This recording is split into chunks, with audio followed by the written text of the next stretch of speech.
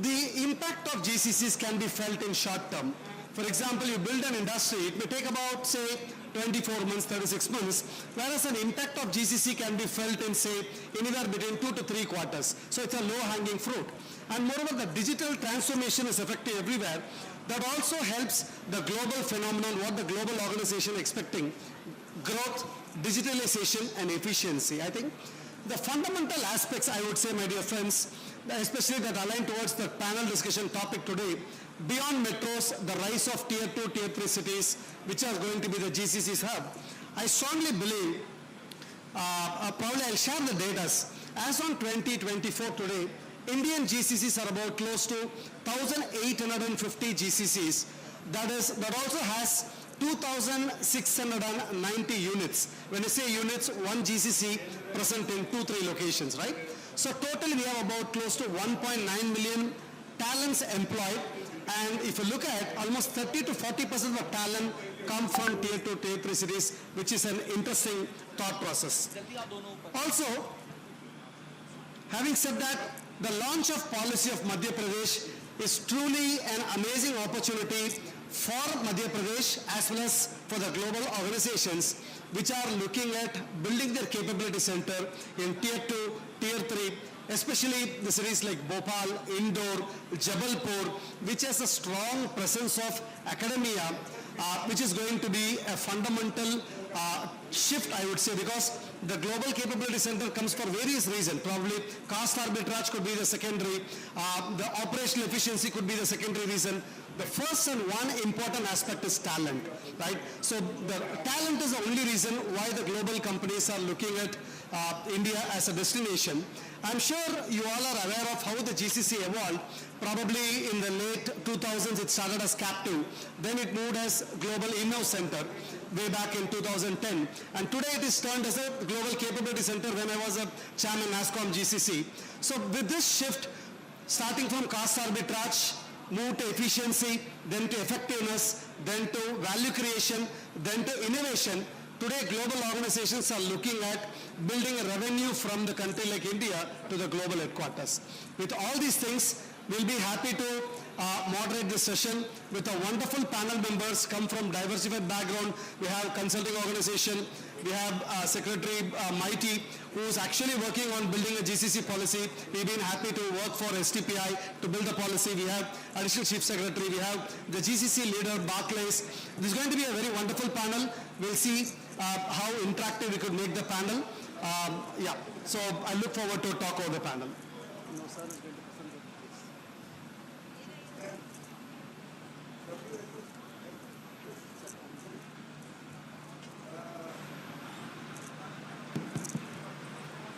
Now I would like to call Shri Sanjay Dubey sir to please come forward and give the presentation on this panel discussion topic. Thank you, sir.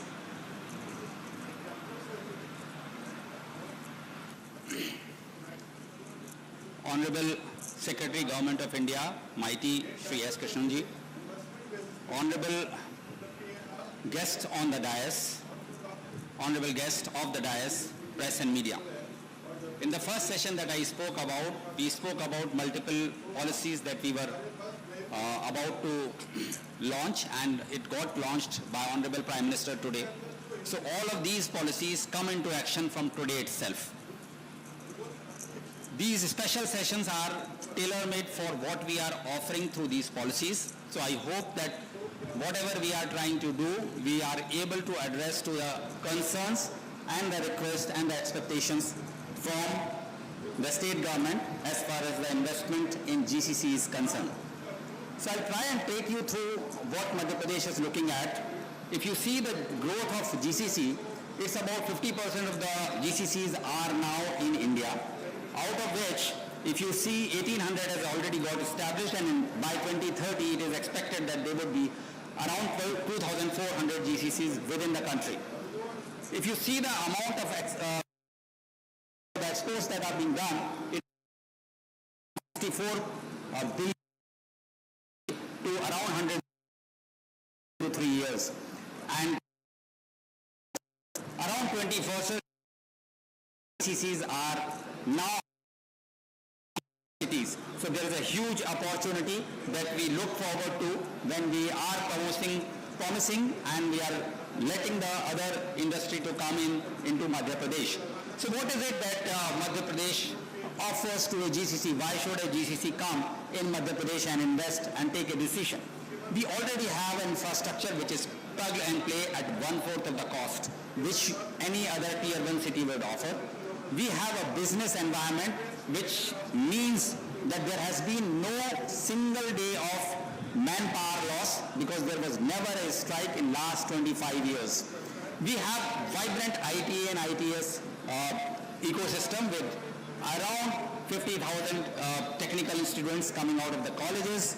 They are 300 in number with more than 50 large ITES companies and around 5 IT SEZs that are offering services right now. So this is a talent pool which is low on attrition rate and is also being offered a cost of living which is much lesser than what a city like tier 1 city would be offering. So it's at about 20% less than what it is there.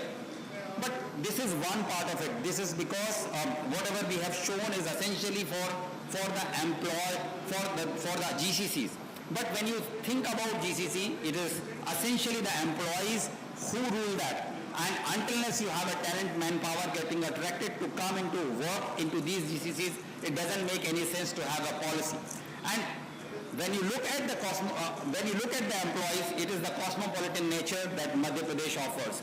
You have, and in the opening session I said, that you have all the important celebrations that any community would expect from any corner of the country to happen in their place of stay, and that is being offered by Madhya Pradesh. You have a buzzing entertainment options, and the best part is that within 20 kilometers of any of these bigger tier 2 cities in Madhya Pradesh, you would have a one reserve protected forest, a tiger reserve forest, which nobody else can offer. So right from Bhopal, if you travel towards eastern side for 20 kilometers, you would have a Project Tiger Ratapani sanctuary that is there, which takes care of you. If you are close to Jabalpur or to Indore, again you would find that you have sanctuaries, you have wildlife, you have national forests which are available to it. So that is an attractive feature for an employee to come and stay in Madhya Pradesh. Ease of living and work-life balance, you don't have a commute time, you don't waste your time traveling for 2 hours going up and down to your work. You have the lowest of AQI that any cities right now offer, and as you would have seen in today's paper news, there are cities who are reeling now under scarcity of water. It has already gone down below 1,000 feet and 1,000 meters in multiple tier 1 cities, so it is a time that there has to be a hard look given to the GCCs if they have to establish their shop and to see whether the industry should move to tier 2 cities. Again, the clean energy, that is a requirement for GCCs. If you are doing exports, the importers would ask you as to how you have utilized your energy. And Madhya Pradesh offers you green energy 24/7 with installed capacity of 30% that we have within the Madhya Pradesh. So essentially, if you are a GCC and you want to establish your industry and then you want to have the certification that you are using green energy, it is the state of Madhya Pradesh that gives you a certificate that yes, we are supplying you green energy because we have solar, we have wind, we have hydro, and that we can offer to any other industry that we. In fact, as of today, we are supplying 24/7 green energy to Infosys, TCS, and whosoever industry is asking us to supply that. And finally, the government support because of the policy that we have brought out. So we have all the pillars that are required for any industry. Incidentally, Madhya Pradesh has come out with the first GCC policy in the country. There are no other state which has a direct and a specific policy for a GCC, and we have understood and requirement of a GCC, they have to come to Madhya Pradesh. These are the 4 pillars, whether it is infrastructure that we have to give research and innovation of a GCC development requirement. On requirement, we are to 12 lakh rupees a year per employee. This is something that no other state would ever offer to you. We also allow employee to have upskilling and reskilling reimbursement up to 50,000 rupees per employee. In addition to that, if somebody wants to do an internship, we are saying that we would provide them the internship opportunities also. So we are looking for a talented manpower availability for a GCC to get their shop established. If you talk about infrastructure, there are multiple benefits, whether it is capex assistance, whether it is rebate on land if you want to build your own infrastructure. If you are saying a plug and pay facility, then the interest that would be there, we are paying you 6% of the interest as a reimbursement from the government, and there is a complete waiver on a stamp duty, which is essentially very high in Madhya Pradesh, but there is a complete waiver, and then you have a co-working and rental assistance. So if you don't want to construct your own thing and you want to have a plug and play facility, again you have a rental and co-working assistance. So what we have looked at is, on one side we have looked at the talent, the other side is the availability of the infrastructure. Then we understand that the GCC require and they work, they are not the BPOs or KPOs type, but they have to work on a research and development. So there is a huge R&D support that the government is giving to the GCC, including the patenting, including the establishment of COE on AI and cyber security. And here we are banking on the Government of India's initiative of AI, where we can actually rent and give it to the startups, to the GCCs for doing the number crunching, the GPUs and the CPUs, and also the assistance in the patent formulations. In addition to that, there are multiple things that we wanted to say, that if you are doing a quality control assistance, there is a possibility. If you are hosting events, then also we are supporting you so as to help you in marketing your efforts and also into the marketing assistance. So, having said so, if you see the alignment of the policy with the union budget, whatever you would have seen speaking by Honorable Finance Minister, it is either the national framework to attract GCCs in Tier 2 cities. We have the policy in place. Investment in people, economy and innovation, I have covered that, and I've said there is payroll subsidies, reskilling, upskilling, and reimbursement schemes. If you talk about AI center, we have covered that in our policy. If you talk about private sector led R&D investment, we have talked about it. So each and every pillar that Honorable Finance Minister in our budget speech has spoken about of encouraging the investment to come in Tier 2 cities, we have targeted that and we have tried and responded to that requirement from within the state policy, and we are very happy to announce that this policy takes is applicable from today itself, and any and everybody is most welcome to come forward and have an investment decision taken for Madhya Pradesh. Thank you very much. Thank you, Mr. Sanjay Dubey. I think we'll make this conversation very interesting. We have a diversified panel. I would like to start from Additional Chief Secretary. Sir, in the last 3 years, the growth in IT exports from Madhya Pradesh has tripled, almost 43%. So, and you have announced the GCC policy. If you look at the journey of GCC, at any point in time, it takes 2 to 3 quarters for a global organization, if at all everything is available, to finalize a GCC. So having said that, what are your plans for next 24 months in terms of making this policy a realistic one? It's a very pertinent question, because having a policy is one thing, but actually transforming it and letting it to actually happen is another thing. So as I have said, that GCCs would like to have a plug and play facility if they have to have a good ROI, and we have both on the government side as well as on the private side are ready infrastructure as a plug and play. In fact, I am happy to share that Tholons have visited. Mr. Avasti was there yesterday in Indore, and he was shown multiple facilities that we have created both in private and in public sector, and he was very happy to say that yes, this is the kind of infrastructure that we want to have for a GCC. And the ultimate thing is that GCCs doesn't want to come in small numbers. They would like to come in a large number. They would initially start small, but then they will look for a growth potential. So until we are able to let them expand, they would not invest in Madhya Pradesh. To take care of that, we have taken care as a talent support system.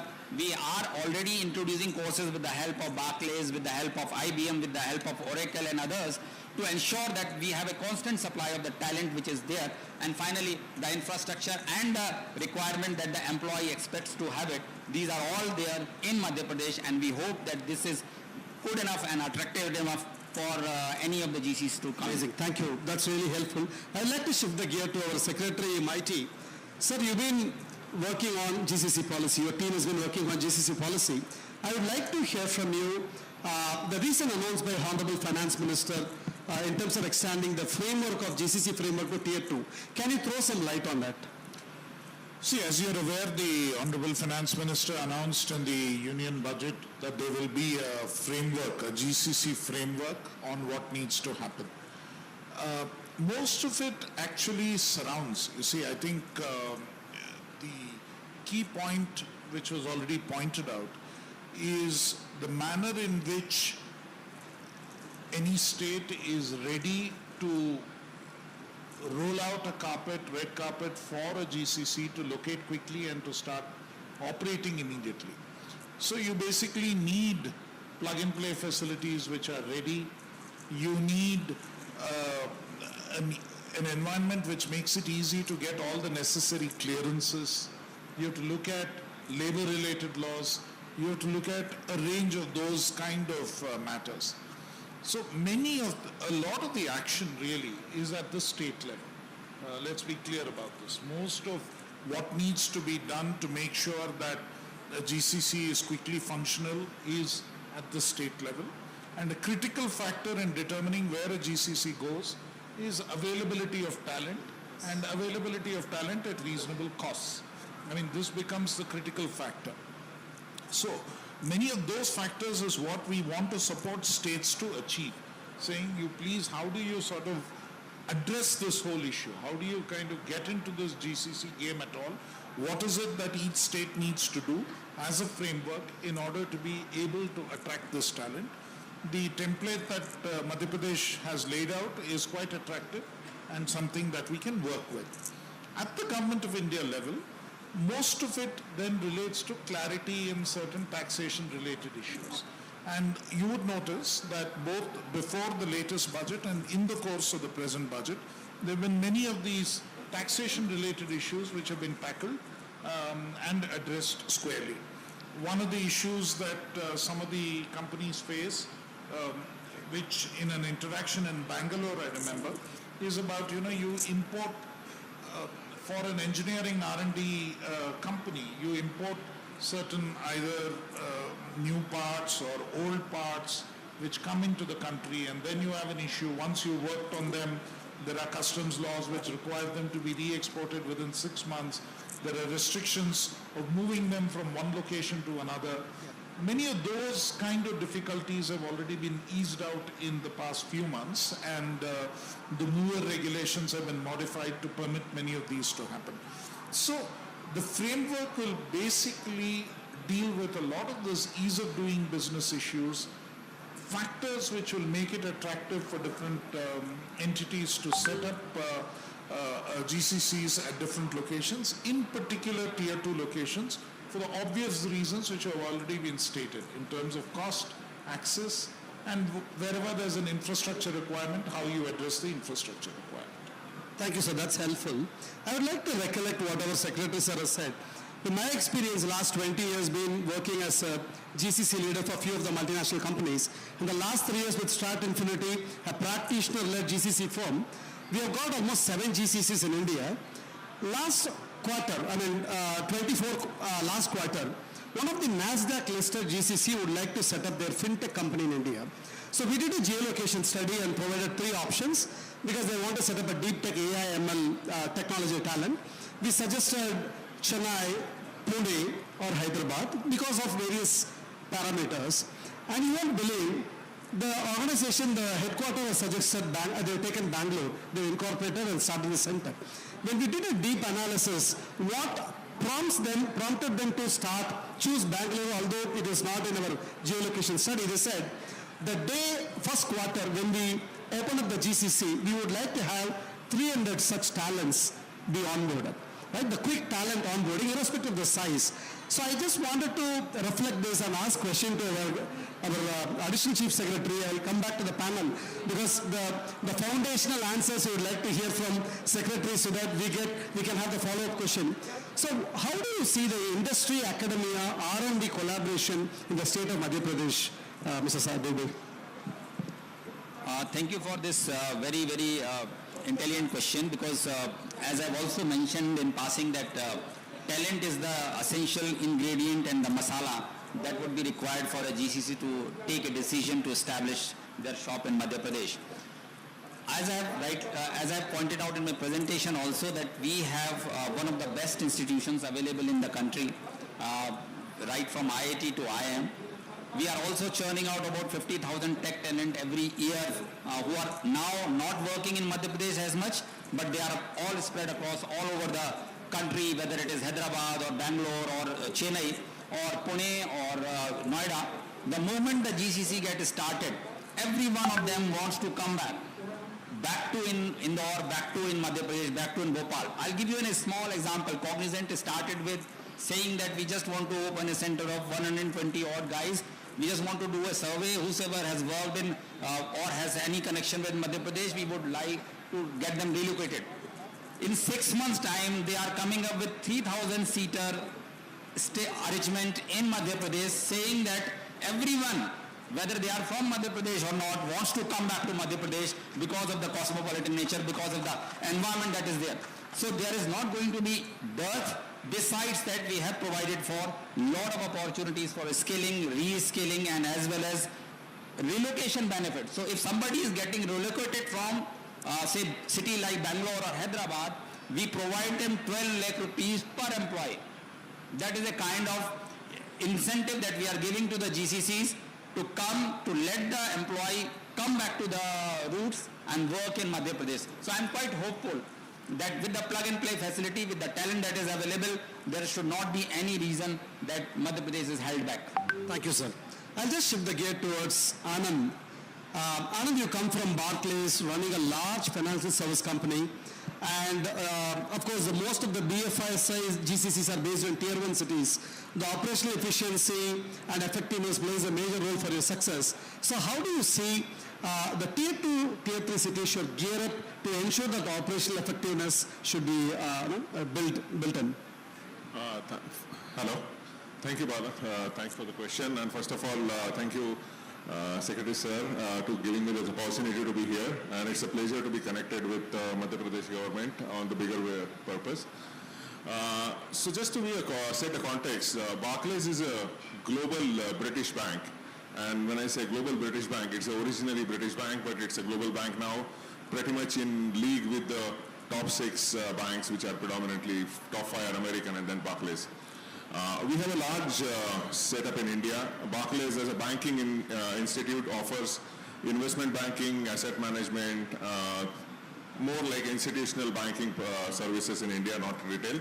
But from a GCC point of view, which is the context here, we have more than 31,000 employees set up in India as we speak. We are predominantly in metros, as Bala mentioned. We are in Pune, we are in Chennai, and we are in Noida. We have a small setup in Mumbai as well as Bangalore. But what is important is GCCs, when they started around 20 years ago, they started predominantly because of the cost arbitrage and the scale of talent available in India. That's the reality, right? And then over the period, the GCCs grow not only in banking, but automobile industries, manufacturing industries, FMCG, retail. You see almost all the sectors having GCCs in India.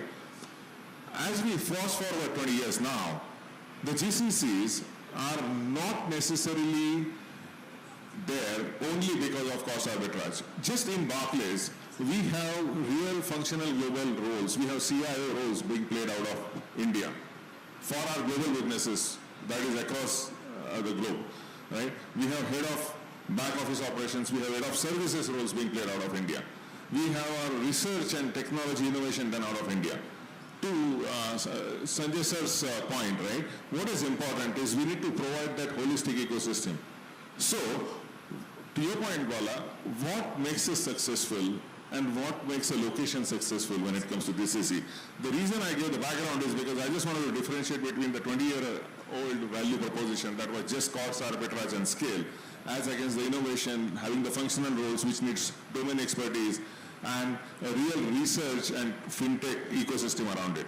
So today, GCCs thrive when there are large IT services companies in the location.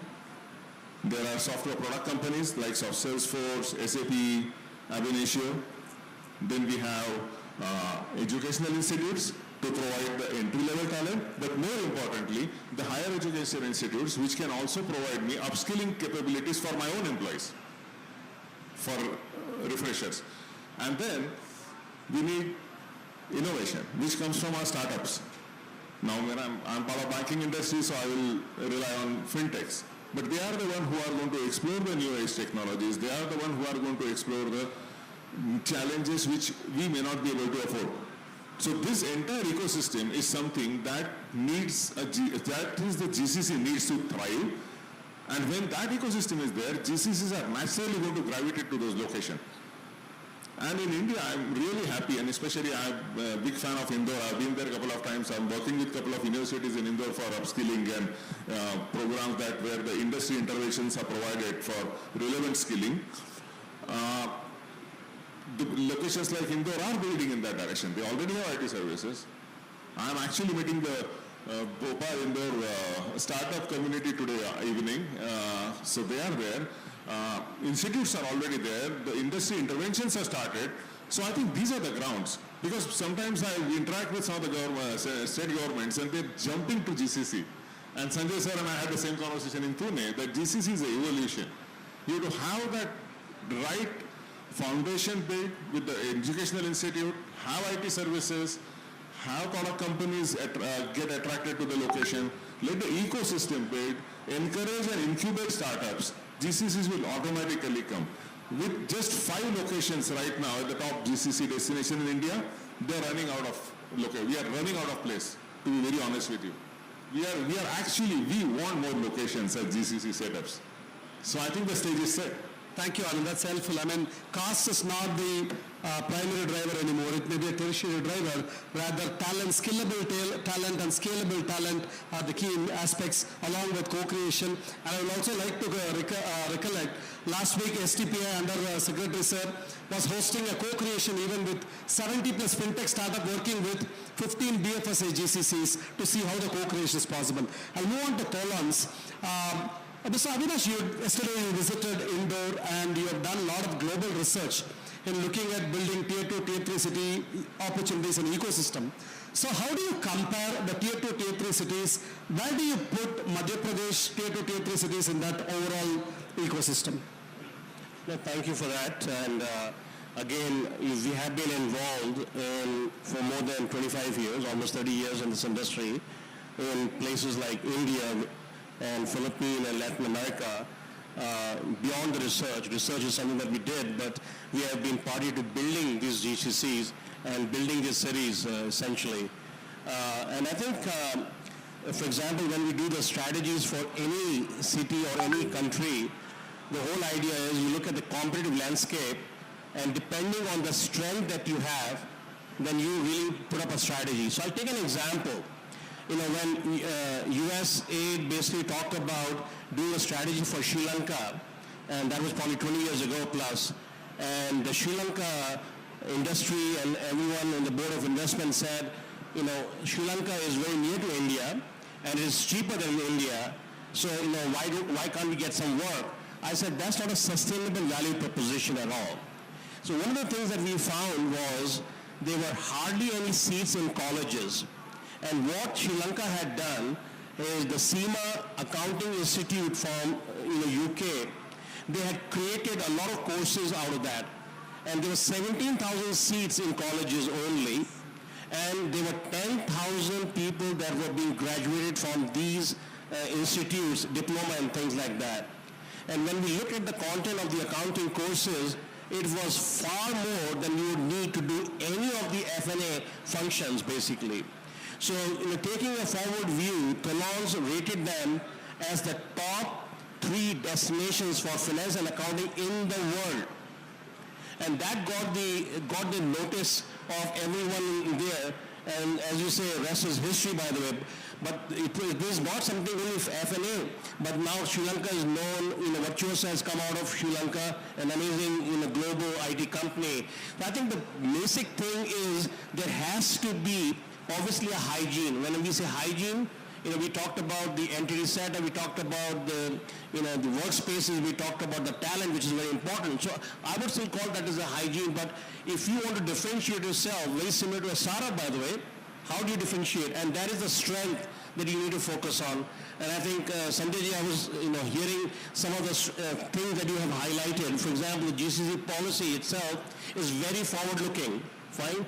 And as long as we can enable the implementation of this from your side, and without much hurdles, by the way, like going fast forward 6 months, we should not hear the fact that the policy is great, but the implementation is a problem. I think if the implementation is taken care of, this is an amazing policy, and that is a strength for you. Also, I think the fact is that there are companies that are already here, and some very world-class companies like Accenture, Cognizant, Infosys, TCS, and also there's a local company that Yash Technology that has also grown and become a global player. I think some of those highlights is very, very important, and I really like Ajay's this thing about going and attacking and attracting those people in Bangalore and Hyderabad. I think that will make everyone listen up, by the way. And by the way, your organization did a great job for us to listen, and that's why we spent the time in Indore yesterday. We were very impressed. And, It's 9:15. How am I already underwater? I'm in the same boat. I'm in an actual boat. I thought Grammarly just fixed grammar. Thank They you, make thank you boats so now? much. Moving on to Vinay Ji from DCT. So digital technologies are driving the next wave of growth in terms of entire transformation. And of course, when it comes to GCC, building R&D center capability is going to determine the value chain of the growth that the country is seeing. So according to you, which are the technologies, or how do you think, what kind of platform the students or the lateral hires should get themselves equipped so that the entire GCC ecosystem for a tier 2 city like Bhopal or Indore have to be ready to face this?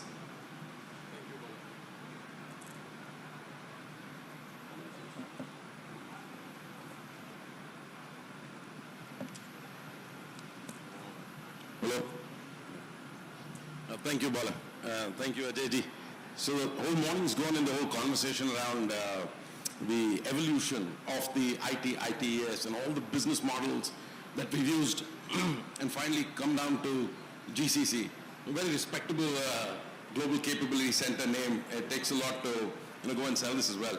So when you look at the evolution of the way this talent has happened, or the way the models have evolved, and then you connect that to technology, I just want to quickly take an example of what we've been doing at DCT. Over the last 4 years that we've been building GCC, 7 or 8 of them for now, we've last year hired 3 global positions, like Ajay kind of highlighted, but this was for customers. So we hired a director of engineering for 2 companies based out of Pune, and their entire tech team actually sits out of the United States. So it's a reverse model, and we're transitioning leadership roles from a tech standpoint, which now enables on what is it, the pool that we bring in. So now I have a director of engineering sitting out of my office. I have the tech team sitting out of the US. Now the director of engineering is driving the inverted pyramid growth, right? So we're looking at the lower end, and we're creating boot camps purely around data, AI, product engineering. And, we spoke earlier about when Avinash spoke about creating services around AI, right? So we actually have implemented boot camps around AI as a service. And that's what we want to propagate as a learning inside educational institutes to bring that talent and then create that reverse pyramid which funnels back into the growth. So GCCs today, and we've been in the software services business forever, but earlier it was all about back office. Today it's more about value-driven deliveries, straight up. You got to be available and you got to deliver. Who's available and who's delivering is in business. And I think that's what is driving the growth for GCCs. So back to keeping it sweet, it's data, ML, AI, product and product services thereof. Yeah. Thank you. That's really helpful, Vineet. Moving on to Anand. So can you share some use cases of co-creation? Right? Because GCC's next most expected working culture is co-creation, working with the startups, investing on them, or getting some use cases given to them, building. So can you throw some experience? I'm sure Barclays have been part of co-creation. Would you like to share some use cases? So definitely yes, and more importantly, this is happening within India. That is more important. So Barclays.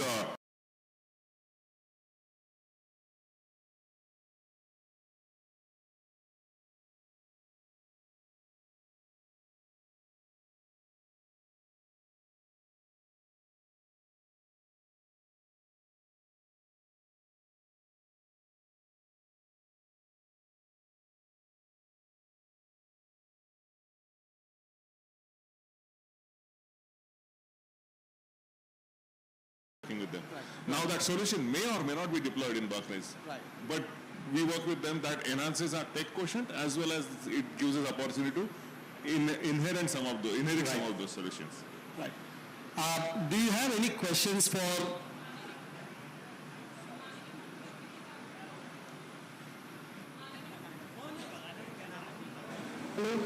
माननीय मुख्यमंत्री जी का आगमन हो चुका है। सभी कर्तव्य से स्वागत करेंगे मध्य प्रदेश के यशस्वी माननीय मुख्यमंत्री डॉक्टर मोहन यादव जी का।